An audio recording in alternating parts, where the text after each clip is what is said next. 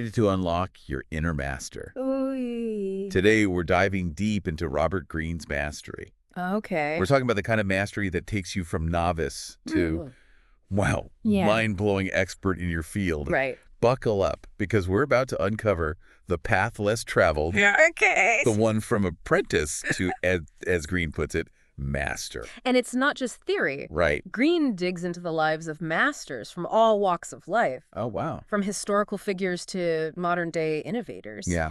He's got a knack for showing us, not just telling us what this whole mastery thing is about.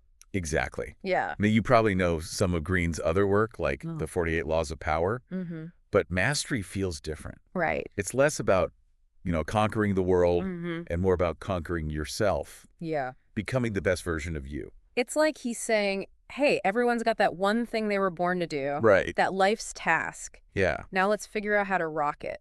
Okay, so imagine you're setting off on this path to mastery. Okay. Who's in the passenger seat? Oh, interesting. Greene would say it better be the right mentor. Yeah. Not just any mentor, Right. but someone who embodies the skills and knowledge you need to internalize. Yeah. Someone you can learn from, but Yeah. eventually maybe even surpass.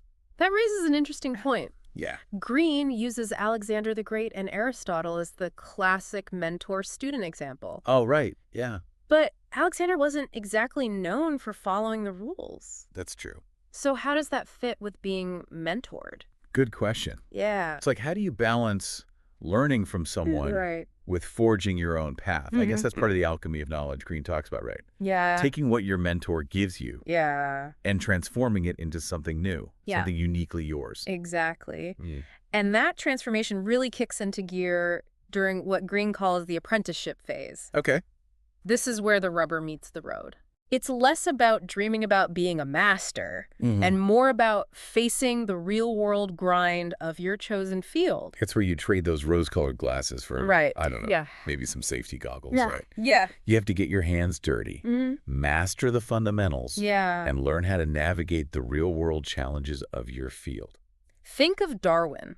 Okay. His dad wanted him to be a doctor, Oh, wow. a respectable profession, Mm-hmm. but Darwin was drawn to the natural world. Okay. Beetles, birds, you name it. Yeah. He even skipped out on some of his medical classes to go on nature walks. I can relate to that. Uh-huh. Not the medical school part, Right? but the allure of a good nature walk. Yeah. So Darwin was basically a rebel apprentice. Well, he definitely followed his own path. Yeah. That 5-year voyage on the HMS Beagle, Right. that was his unconventional apprenticeship. He wasn't dissecting cadavers. Right. He was dissecting the secrets of nature, Wow. observing, collecting data, Yeah. seeing patterns that ultimately led to his theory of evolution. Okay, so the apprenticeship is about deep immersion, Right. not just clocking in hours. Yeah. And that's where tacit knowledge comes in. Right, exactly. That gut feeling, Mm-hmm. that intuition that can't be taught from a textbook. Think about learning to ride a bike. Okay? At first, you're all wobbly, Yeah. following the rules, trying not to fall. Right? But then at some point, it just clicks. Yeah. You're no longer thinking about pedaling or balancing. You're Yeah. just riding. Yeah. That's tacit knowledge in action. So 10,000 hours, Mm-hmm. the magic number everyone throws around. Right. It can be pretty intimidating, right? It can be. Yeah. But think about that click moment. Yeah. Was there a point where a skill you were learning just suddenly felt natural after a lot of practice? There's a reason why that number keeps popping up in studies of top performers, Yeah. whether it's musicians, athletes, or chess grandmasters. Right. Deliberate practice, that focused, intentional effort, actually changes the way our brains are wired. Wow. We literally become more efficient, Okay. more creative, more masterful. So it's not just about time. Right. It's about the quality of that time, Mm-hmm. about pushing ourselves beyond our comfort zone, Yeah. embracing the struggle, Yeah. and letting our brains rewire themselves for mastery. And it's through this intense, focused practice Right. that we tap into what Greene calls the creative dynamic. Oh, okay. That magical process that separates the truly innovative from the merely competent. I have to admit, sometimes I get a little impatient with the whole creative process. Mm-hmm. Like, I want that aha moment now. Right. But Greene seems to be saying that struggle is part of the deal. It's not just part of the deal. It's essential. Okay. Think about the Wright brothers. Right. They didn't just have a light bulb moment and Yeah. bam, airplane. Yeah. They obsessed over designs, Right. tested, Yeah. failed, Mm-hmm. tweaked, and tested again. Wow. That tension, that struggle, that's where the real breakthroughs happen. So the first step in this creative dynamic, Yeah. according to Greene, Mm-hmm. is choosing the right creative task. Right. It has to be something that truly resonates with you, Yeah. something that lights you up, something that... It's got to be a problem you're obsessed with solving. Okay. Like, you can't not think about it. Yeah. Keeps you up at night. Right? Like the thing that pulls you out of bed in the morning, even when you'd rather hit snooze. Okay, so we've got the passion project, Mm-hmm. but then comes the scary part, Okay. negative capability. Uh-huh. This is where we have to embrace uncertainty, Yeah. right? Yes. That feeling of, I have no idea how to solve this, Yeah. but I'm going to figure it out anyway. It's that willingness to venture into the unknown, Yeah. knowing that the creative process is full of twists and turns. Right, yeah. Most people crave certainty, Yeah. but creativity thrives on that what if, Mm. that I don't know, but I'm willing to find out. And that, I'm guessing, is what leads to the creative Yeah. breakthrough, Yeah. that aha moment when the solution, the insight, the masterpiece finally emerges. It's like our unconscious mind has been working on the problem in the background, Right. and then bam, the solution pops into our conscious awareness. Yeah. But it's not always a sudden flash of insight. Sometimes it's a series of small, almost imperceptible shifts Mm-hmm. that gradually build towards a larger transformation. So it's about trusting the process, Yeah. even when it feels messy, chaotic, or frustrating. Mm-hmm. Because somewhere in that mess, there's a breakthrough waiting to happen. And remember, these breakthroughs don't happen in a vacuum. Right. Greene talks about the current, Okay. the back and forth between our ideas and the actual stuff we create. Yeah. It's like we're having a conversation with reality, Right. refining our vision through constant experimentation and feedback. So it's like sculpting. Yeah. You start with a rough block of marble, Uh-huh. and through a process of chiseling, Mhm. shaping, and refining, Yeah, you slowly reveal the masterpiece within. exactly. It's an iterative process, Mhm. a constant dialogue between our inner vision and the external world. Exactly. And this is where things get really interesting. Okay. As we immerse ourselves in this creative dance, as we push our limits and Yeah. refine our skills, Yeah. we start to develop what Greene calls masterly intuition. Okay. Masterly intuition. That sounds like a superpower. Yeah. What exactly is Greene talking about here? It's like our brains are finally catching up to all the knowledge and experience we've accumulated. Yeah. We start to see patterns, Okay. make connections, Mhm. and anticipate outcomes with a speed and accuracy that can seem almost superhuman. So it's that sixth sense that allows us to make decisions Right. and solve problems with a level of insight that seems almost effortless. It's that feeling of, I just know even if you can't articulate exactly why, you know? It's that deep, embodied understanding that comes from years of dedicated practice and immersion. It sounds like the culmination of all those hours of deliberate practice, Yeah. of pushing through challenges, Uh-huh. and of embracing the messy, uncertain nature of the creative process. And remember, Greene's not talking about some mystical gift. Right. He's talking about a skill that's developed through conscious effort, through aligning our actions with our passions, Yeah. and through surrendering to the journey of becoming the best version of ourselves. So it's about trusting our gut, Yes. but also honing our rational processes. Right. It's about fusing that intuitive spark with the power of logic and analysis. Exactly. It's Oh. like we're finally integrating those two sides of our brains, the intuitive and the analytical, Right. to create a more holistic and powerful form of intelligence. Okay, I'm starting to see how all these pieces fit together. Yeah. We're not just talking about mastering a skill. Right. We're talking about unlocking our full potential as human beings, Mm-hmm. about integrating our minds, bodies, and spirits into a symphony of mastery. And that's where Greene's insights really start to resonate. Yeah. It's not just about achieving success in the traditional sense. Right. It's about becoming more fully ourselves. About expressing our unique gifts in a way that feels both authentic and meaningful.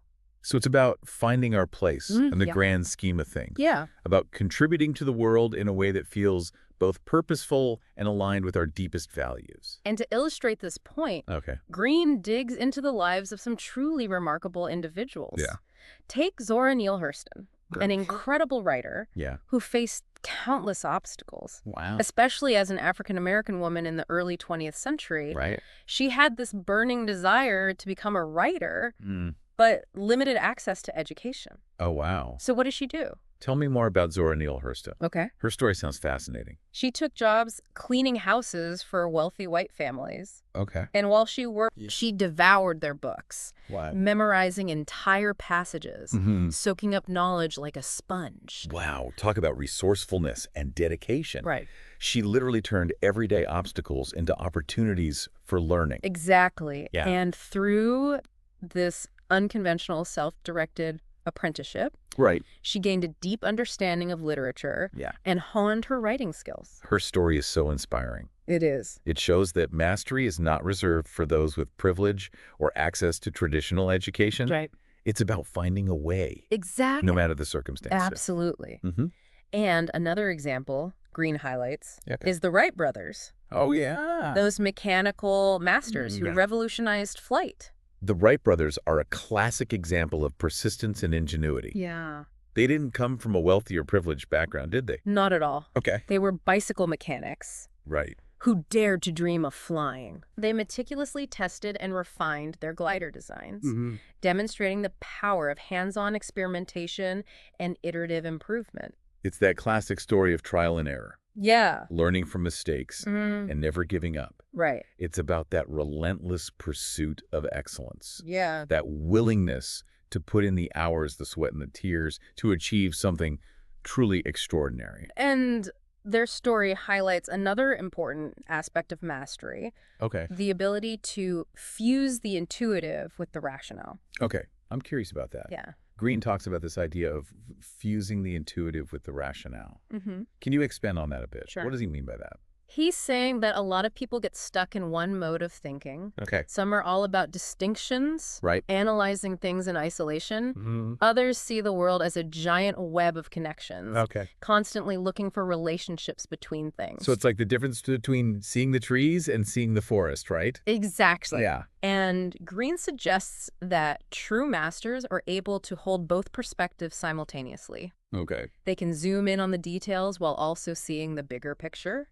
Yeah. They can analyze the individual parts Yeah. while also understanding how those parts fit together to create a cohesive whole.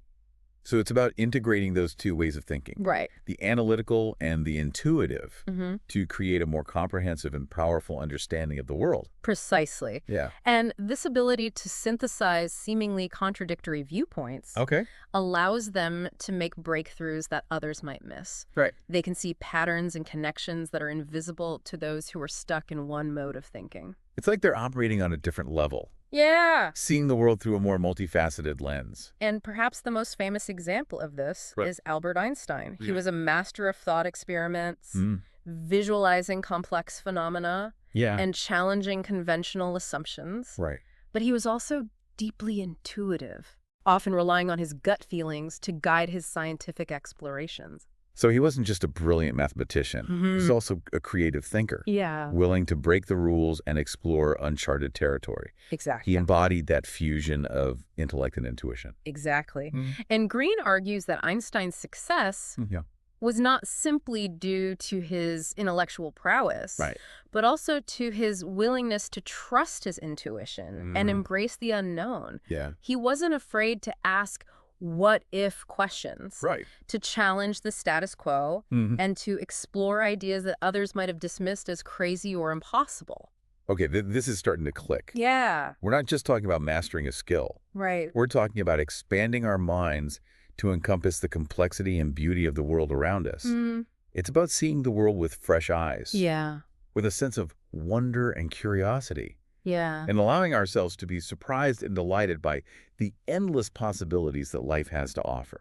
And that sense of wonder and curiosity Yeah. is something that Greene emphasizes throughout his book. Okay. He encourages us to approach the world with a beginner's mind, Mm-hmm. to be open to new experiences, Right. and to never stop learning and growing. It's about cultivating a mindset of lifelong learning, Yeah. of constantly seeking out new knowledge, Yeah. new skills, and new perspectives. Mm-hmm. It's about embracing the journey of becoming a master, Yeah. knowing that it's a process that never truly ends. And that journey, Greene argues, Hmm. is not just about intellectual growth. Okay. It's about personal transformation. Right. It's about becoming more fully ourselves. Yeah. About integrating our thoughts, feelings, and actions into a cohesive and purposeful whole. So it's about aligning our inner world with our outer world, Right. about living a life that is both authentic and impactful. Exactly. Yeah. And to illustrate this point, Greene provides another fascinating example of mastery in action. Okay. Temple Grandin.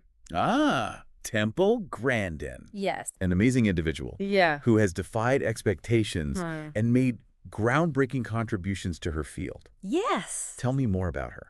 She's an individual with autism Right. who leveraged her unique visual thinking and empathy for animals to become a leading innovator in livestock handling. Wow. Her story is so powerful because it shows that mastery is not limited by our perceived limitations. Her work has not only improved the lives of countless animals, Absolutely. but also helped to change perceptions about autism and neurodiversity. Precisely. Yeah. Grandin's journey is a testament to the idea that mastery is not a one-size-fits-all concept. Right. It's about finding our unique path Yeah. and embracing our individual strengths, our unique perspectives, and our unique ways of seeing the world. Okay, so we've covered a lot of ground here. We have. From the importance of mentors and apprenticeships Yeah. to the power of intuition and the creative dynamic and the transformative power of deep immersion. But I'm curious, Yeah. what does Greene say about the role of the unconscious mind in the process of mastery? That's a great question. Yeah. And Greene emphasizes Okay. that our unconscious mind plays a crucial role in creative breakthroughs Right. and the development of masterly intuition. So it's like there's a whole other level of processing happening beneath the surface of our conscious awareness, Exactly. working on problems, Mm-hmm. making connections, Yeah. and generating insights that our conscious mind might miss. Exactly. Yeah. And Greene argues that we can tap into this unconscious power through various techniques, Yeah. such as stimulating our senses, embracing uncertainty, and even immersing ourselves in nature. It's about creating the conditions that allow our unconscious mind to do its work, Yeah. to make connections and generate insights that our conscious mind might miss. Exactly. So it's not about forcing things. It's Yeah. about creating the right environment for creativity to flourish. Precisely. And Greene highlights the example of the German writer and polymath Johann Wolfgang von Goethe, Oh, wow. who believed that a creative spirit, or demon, guided his life's work. Goethe. Yeah.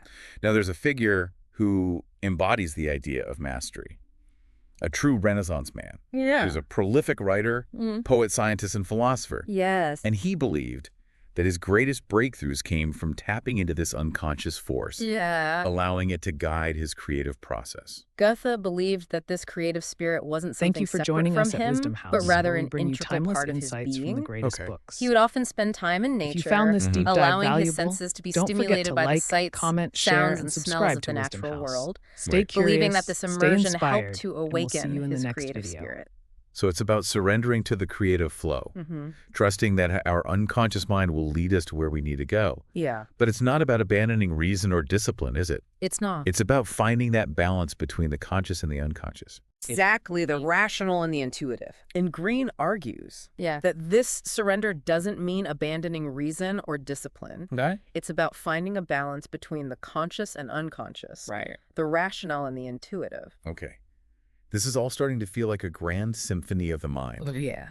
with all these different elements working together to create something truly remarkable. It's about integrating our thoughts, feelings, and actions Yeah. into a cohesive and purposeful whole, and allowing our creative spirit to guide us on the journey to mastery. And that's a beautiful way to put it. Yeah. Mastery is not just about achieving a certain level of skill. Right. It's about expanding our consciousness, connecting to something larger than ourselves, Yeah. and expressing our unique gifts to the world. So it's about becoming the best version of ourselves. Right.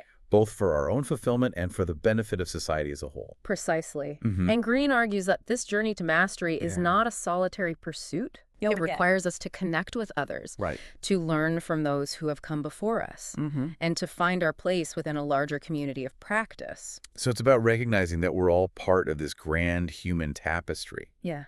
each of us contributing our own unique thread to the overall design. Exactly. Yeah. And this brings us to another crucial element of mastery Right. that Greene discusses: social intelligence. Social intelligence. Yeah. That elusive quality Mm-hmm. that seems to make some people navigate the world with such grace and ease. And Greene argues that social intelligence is Yeah. not about being manipulative or cunning. Right. It's about seeing people as they are, Mm-hmm. understanding their motivations, Yeah. and learning to interact with them in a way Okay. that is both effective and ethical. It's about being a keen observer of human nature, Yes. reading between the lines, Mm-hmm. and responding to situations with wisdom and compassion. Yeah. It's about understanding the complexities of human behavior Mm. and responding in a way that is both insightful and empathetic. Exact. So we're talking about social intelligence, not just book smarts. Right. Greene seems to be saying that understanding people is as important as understanding your craft. It's like he's saying, look, you can be the most brilliant mind in the world, Mm-hmm. but if you can't navigate the social landscape, Yeah, you're going to hit a wall. right. And he's got some pretty insightful strategies for developing this social intelligence. Let's dive into those. Okay. I'm all ears. What's the first step? Well, he starts by warning us about the naive perspective. Okay. It's that trap we all fall into sometimes. Right. Assuming everyone sees the world the way we do, Mm-hmm. with the same motivations and values. Oh, I'm definitely guilty of that. Yeah. It's like expecting everyone to play by your rules Right. and being surprised when they don't. And those surprises can be pretty jarring, Yeah. especially on the path to mastery. Yep. Greene argues that we need to understand the deadly realities of human behavior. Deadly realities. Yeah, Okay, that sounds a bit intense. it is. Break it down for me. Okay. What does Greene mean by that? He's talking about those universal truths about human nature Mm. that we often try to ignore. Okay. Envy, Right. self-interest, the desire for power. These are forces that shape human behavior, Yeah. whether we like it or not. So it's not about being cynical or assuming everyone's out to get you. No. It's about having a realistic view of human nature. Exactly. Okay. It's about understanding that people are complex. Their motivations aren't always obvious. Yeah. And sometimes those motivations might clash with our own. It reminds me of the story of Yoki Matsuoka. Oh, yeah? Remember her? Mm-hmm. We talked about her journey from tennis prodigy to robotics pioneer. Oh, absolutely. Yeah. She's a perfect example of someone who followed her inclinations down a path less traveled. Right. Started with tennis, ended up bridging the gap between technology and biology. But I'm guessing her path wasn't without its social challenges. I would imagine. I mean, imagine being a woman in the male-dominated field of robotics. It's not hard to imagine the deadly realities she encountered. Right. Skepticism, competition, maybe even outright sabotage. So how do we avoid falling prey to those deadly realities? Okay. Or at least how do we navigate them in a way that doesn't derail us from our path to mastery? That's where seeing the strings comes in. Seeing the strings. Yeah. It's about recognizing the hidden motivations that drive people's actions. It's like we're puppeteers, Uh-huh. except we're trying to figure out who's pulling the strings, right? More like we're becoming detectives of human behavior. Yeah. It's about paying attention to those subtle cues. Right. Body language, tone of voice, even what's left unsaid. So we need to develop our powers of observation, Yeah. learn to read between the lines, Mm-hmm. and understand the subtext of social interactions. It's like a whole other language we need to master. And once you start to see the strings, Yeah. it's amazing what you notice. You know. You can anticipate people's actions, Right. avoid potential conflicts, and build relationships that actually serve your goals, not just theirs. It's like you're playing chess, Right. always thinking a few moves ahead, Yeah. but in a way that's ethical and beneficial for everyone involved. Yeah, exactly. So social intelligence isn't about manipulation or trickery. Right. It's about understanding human nature Mm-hmm. and using that knowledge to create win-win situations. Okay, so seeing the strengths is about understanding individual motivations. Yeah. But what about navigating those larger social structures? Mm-hmm. Groups, organizations, even entire societies. Right. How do those dynamics play into the quest for mastery? Greene dives into that as well. Okay. He argues that understanding group dynamics is crucial, Mm-hmm. especially when you're trying to disrupt the status quo or introduce new ideas. Groups have their own unspoken rules, Go ahead. power structures, and ways of operating. It's like each group has its own unique ecosystem with its Yeah. own predators, prey, and symbiotic relationships. Exactly. You need to understand the rules of the game before you can play it effectively. And sometimes those rules are more about social maneuvering than actual merit. That's true. Greene cautions against getting too caught up in the game, Right. becoming a master manipulator yourself. Yeah. It's a slippery slope. Right. It's like that saying, you become the monster you slay. Exactly. So how do we walk that line? Okay. Using social intelligence to achieve our goals without compromising our values. Greene emphasizes the importance of finding your authentic voice. Oh. And I know it sounds cliche, Yeah. but hear me out. Okay, I'm listening. Yeah. What does Greene mean by authentic voice? Mhm. Isn't that something we usually talk about in the context of writing or art? It's bigger than that. Okay. It's about showing up in the world as your true self, not some carefully constructed persona designed to please others. So it's about stripping away the masks, Yeah, the pretenses, the social conditioning that tells us to be someone we're not. exactly. Okay. And that can be terrifying, Yeah. especially when you're trying to make your mark in a field Mm-hmm. that values conformity or obedience. But I'm guessing that's also where the real power lies. It is. When you're not trying to fit in, Right. when you're not afraid to be different, Yeah. that's when you truly stand out. And that's when you attract the right people. Okay. Mentors, collaborators, even rivals who push you to be your best. It's about finding your tribe, Yeah. those individuals who resonate with your authentic self, Mm-hmm. who see your potential, Right. and who challenge you to grow. And Greene provides some great examples Okay. of individuals who found their authentic voice Mm-hmm. and used it to achieve extraordinary things. Right. Think of Martin Luther King Jr. Yeah.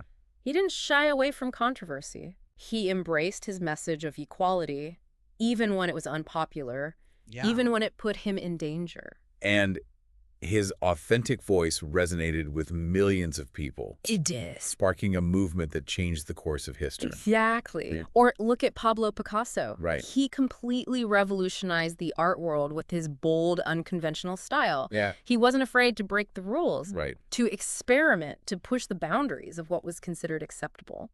And those are just a few examples. Mm-hmm. There are countless others. Yeah. Scientists, artists, entrepreneurs, activists Exactly. who found their authentic voice and used it to make a real difference in the world. Yeah. This is all starting to make sense. Good. It's not just about what you do, it's about how you do it. Mm-hmm. It's about bringing your whole self to the table, Right. your passions, your values, your unique perspective, Yeah. and expressing those things in a way that's both genuine and compelling. And that's where the journey to mastery really starts to get interesting. It's not just about achieving a certain level of skill or knowledge. It's about Mhm. becoming more fully ourselves, Mm. about aligning our actions with our values, Yeah. and about using our unique gifts to make a positive contribution to the world. So it's about finding that sweet spot where our passions intersect with the needs of the world, Right. where our individual talents can be used to solve problems, create beauty, and inspire others. And Greene reminds us that this journey is not about achieving perfection. Yeah. It's about striving for excellence. Mm-hmm. It's about embracing the process of continuous learning, growth, and refinement. So it's about embracing the long game, Yeah. understanding that there will be setbacks and challenges along the way, Mm-hmm. but also knowing that each obstacle is an opportunity for growth and learning. Right. It's about that relentless pursuit of becoming the best version of ourselves. Yeah. Not just in our chosen field, but in all aspects of our lives. Exactly. Okay, so we've talked about finding our authentic voice Yeah. and aligning it with our life's task. Mhm. But how do we actually cultivate the skills and knowledge necessary to achieve mastery? Mm-hmm. It's not just about passion and good intentions. Right. Definitely not. Greene emphasizes the importance of transforming ourselves through practice. Okay. He's got this great line. Yeah. Mastery is a process, not an event. Right. It's about showing up day after day, Yeah. putting in the reps, and embracing the challenges that inevitably come up. It makes me think of athletes training for the Olympics. Yeah, They don't just wake up one morning and suddenly become world class. right. It's years of dedicated practice, Mhm. pushing their limits, Right. refining their technique, and constantly seeking improvement. And it's not just physical skills. Right. This applies to any field. Yeah. Whether you're a musician, a writer, a scientist, or entrepreneur, Yeah. Greene argues that the key is to engage in deliberate practice. Okay. That focused, intentional effort that targets specific areas for improvement. So it's not just about mindless repetition. It's about being present in the moment, Yeah. paying attention to the nuances of what you're doing, Mm-hmm. and constantly seeking feedback to guide your progress. Exactly. Yeah. And this is where the idea of internalizing the details comes in. Okay. Greene argues that true masters don't just understand the big picture. They have Right. a deep, almost intimate knowledge of the intricacies of their craft. It's like knowing a subject so well that it becomes second nature. Right. You can see the patterns, the connections, the subtle details that others might But miss. speak of a master chef. Okay. They don't just follow recipes. Right. They understand the chemistry of cooking, the interplay of flavors, the Mm. subtle nuances of different ingredients. Right. They can taste a dish and know exactly what's missing, Wow. what needs to be adjusted to achieve that perfect balance. It's like developing a sixth sense for your craft. Yeah. You can feel it in your bones. Mm-hmm. You can see it in your mind's eye. Right. You can almost taste it on your tongue. And this deep immersion, this Mhm. attention to detail, not Right. only enhances your skills and knowledge, Right. but it also deepens your appreciation and enjoyment of your craft. Oh, wow. It's about falling in love with the process, Mm-hmm. with the intricacies, Yeah. and with the challenges that come with pursuing mastery. It reminds me of that feeling of flow, Yeah. of getting so lost in your work that you lose track of time. Uh-huh. It's like everything else fades away, Right. and you're completely absorbed in the present moment, fully immersed in the task at hand. Greene talks about that state of flow as a hallmark of mastery. Okay. It's that feeling of effortless effort, Right. where your skills and knowledge are so ingrained that you can perform at your peak without even thinking about it. But achieving that level of mastery requires more than just focusing on the details, right? Yeah. Greene also talks about the importance of widening our vision. Exactly. It's about seeing the bigger picture, understanding how our work fits into a larger context. He argues that mastery is not about becoming narrowly focused. Right. It's about expanding our horizons, Yeah. seeing the connections between different fields, Okay. and integrating diverse perspectives into our understanding. It's like breaking down those mental silos that we often build around our areas of expertise. Yeah. It's about being curious about the world, Mm-hmm. seeking out new knowledge and perspectives, Yeah. and making connections between seemingly unrelated fields. Think of Leonardo da Vinci. Okay. He wasn't just a painter. Right. He was also a sculptor, an architect, a scientist, an engineer, and an inventor. Wow. His wide-ranging interests Yeah. and his willingness to explore different fields Right. fueled his creativity and allowed him to see the world in a way that few others could. It's like he was able to connect the dots between different disciplines, Yeah. seeing patterns and possibilities that were invisible to those who were more narrowly focused. And this wider vision, this Yeah. ability to see the interconnectedness of things, Hmm. not only enhances our creativity, Right. but also allows us to see problems and opportunities that others might miss. Yeah. It's about developing a more holistic and integrated understanding of the world, Yeah. one that allows us to make a more meaningful contribution to society. So as we wrap up our deep dive into Robert Greene's mastery, Yeah. it seems like there's a common thread running through all of these principles, Mm-hmm. a willingness to embrace the journey. Right. It's about understanding that mastery is not a destination. Yeah. It's a process of continuous learning, growth, and transformation. Beautifully put. Yeah. And it's a journey that anyone can embark on, Right. regardless of their background, their talents, or their circumstances. Mm-hmm. It's about having the courage to pursue your passions, Yeah. to embrace the challenges, Mm-hmm. and to never stop learning, growing, and evolving. So to our listeners, if you're feeling inspired to unlock your own potential for mastery, Yeah. remember Greene's words. Mm, Mastery is a process, not an event. Embrace the journey and see where it takes you. exactly. Thanks for joining us on this deep dive. Thank you for joining us at Wisdom House, where we bring you timeless insights from the greatest books. If you found this deep dive valuable, don't forget to like, comment, share, and subscribe to Wisdom House. Stay curious, stay inspired, and we'll see you in the next video.